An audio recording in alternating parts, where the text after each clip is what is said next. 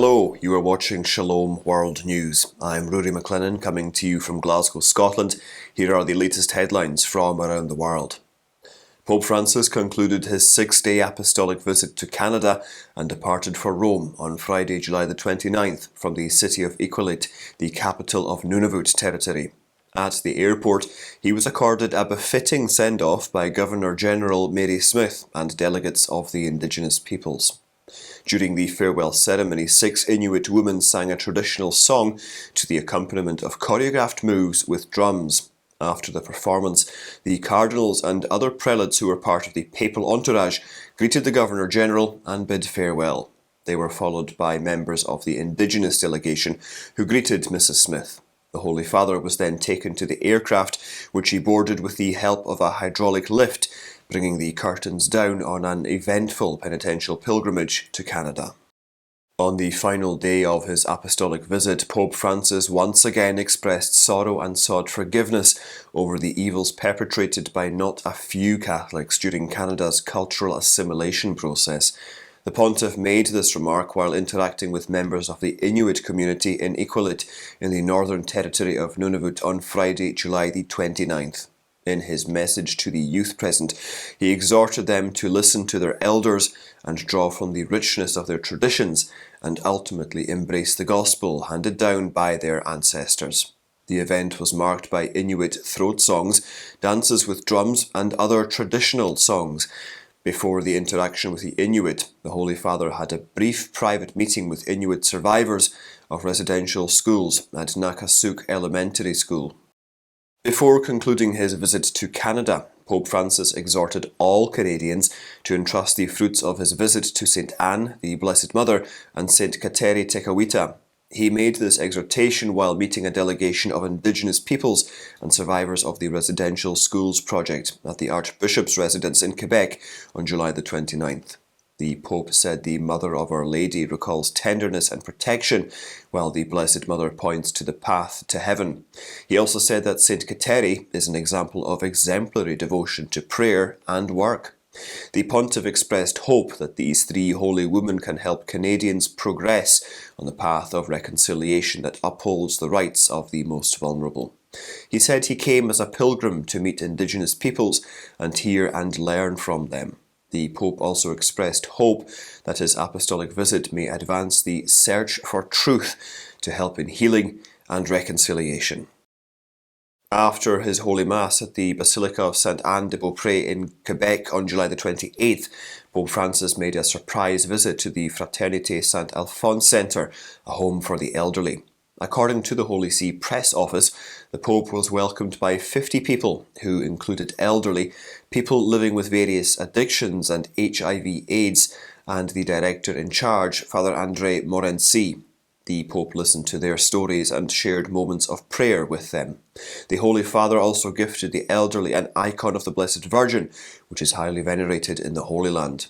Separately, following his traditional custom of meetings with fellow Jesuits during papal visits, the Pope spent some time with his confreres in Quebec City on July the 29th.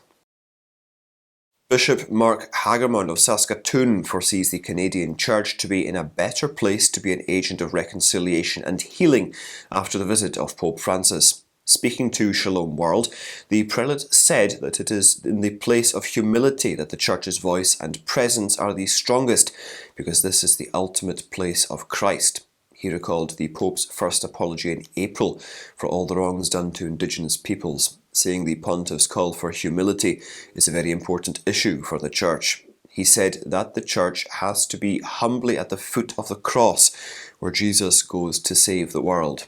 The bishop also referred to the elders of the Indigenous peoples, who told him that the Pope's visit was a spiritual journey and not just an event. He added that if it was not spiritual, it would not have been valuable for people. He concluded by saying that the Church has to reorient itself so that its pastors walk with the sheep, as demanded by Pope Francis himself. Bishop Earl Boyet of the US Diocese of Lansing has lauded a football coach for bravely articulating his opposition to abortion. In a recent interview with sports channel ESPN, coach Jim Harbaugh said he has told his children, players and staff that if they encountered an unplanned pregnancy and could not take care of the baby, then he and his wife Sarah would raise the baby. Bishop Boyet said Mr. Harbaugh has eloquently spoken up for two of the most vulnerable groups in society. He was referring to mothers facing crisis pregnancies and their unborn children. The prelate said that the coach has done so with great courage, compassion and common sense. He added that across the diocese there will be many people, not just Catholics, who are encouraged by Coach Harbaugh's public witness to the sanctity of human life. US Supreme Court Justice Samuel Alito has dismissed criticism of the overturning of Roe v. Wade by world leaders. In his first public remarks since the landmark verdict on June the 24th, Justice Alito shrugged off criticism levelled by UK Prime Minister Boris Johnson, French President Emmanuel Macron and Canadian Prime Minister Justin Trudeau. The Supreme Court Justice also criticised the United Nations speech of Prince Harry of the UK, who made a reference to the abortion ruling. It was on July the 21st that Alito made a speech at a conference on religious freedom in Rome, organised by the University of Notre Dame Law School. On Thursday, Notre Dame had posted a video of the speech online. In his speech, Prince Harry referred to the Ukraine conflict and the supposed removal of rights in the United States, which referred to the decision on abortion. On June the 24th, Mr. Macron said that the US Supreme Court compromised women's liberties. Governor Andy Beshear of Kentucky in the USA has said that so far 16 people have died in the flooding in the eastern part of the state. Earlier on Friday, he said he expected the death toll to rise. 11 casualties occurred in Knott County, including 2 children. Search and rescue teams and the National Guard are looking for missing people. More than 200 people have sought shelter elsewhere, and more than 23,000 residents are left without power. The National Weather Service said on Twitter that the area would witness a break from Friday night into Saturday. The area was affected by days of torrential rain, which also caused flooding in certain parts of Western Virginia and southern West Virginia. To voice their opposition to the Islamic agenda espoused by the ruling All Progressives Congress earlier this month, more than 10,000 Nigerians from 19 northern states gathered in the capital, Abuja. Demonstrators affiliated with the All Christians community of northern Nigeria recently marched to the presidential palace and conveyed their indignation to President Muhammadu Buhari over the Islamic ticket in the upcoming elections. According to Moses Adams, the group's leader, the sensibilities of Christians have been insulted. He continued by pointing out that Nigeria is a multi-ethnic, multi-religious nation, with Christianity and Islam being the 2 main faiths. He emphasised that since Nigeria's restoration to democracy in 1999, all political parties have followed a tradition of partnering Muslims and Christians, which has mostly ensured religious unity in the nation. The security situation in Mexico is spiralling out of control, with attacks against priests becoming the order of the day. In the latest incident, a priest was shot at while travelling in his car. Father Felipe Velez Jimenez, the parish priest of San Gerardo Maria Mayel, was attacked on Thursday afternoon by unknown armed men near the southern town of Chilapa in the state of Guerrero. According to authorities, the perpetrators approached the vehicle in which the priest was travelling and shot him several times. He was severely injured, but is now stable. The Conference of Mexican Bishops decried surging attacks against priests and urged peace in society.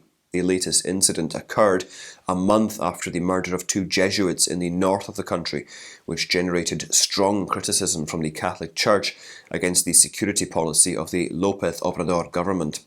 Church authorities earmarked this month for prayer and fasting to protest against the violence. Reportedly, 7 priests have been murdered so far in López Obrador's 6-year term, which began in 2018. And those are your latest headlines. Do join us again tomorrow for more. And remember, you can also visit swnews.org for more updates. Shalom.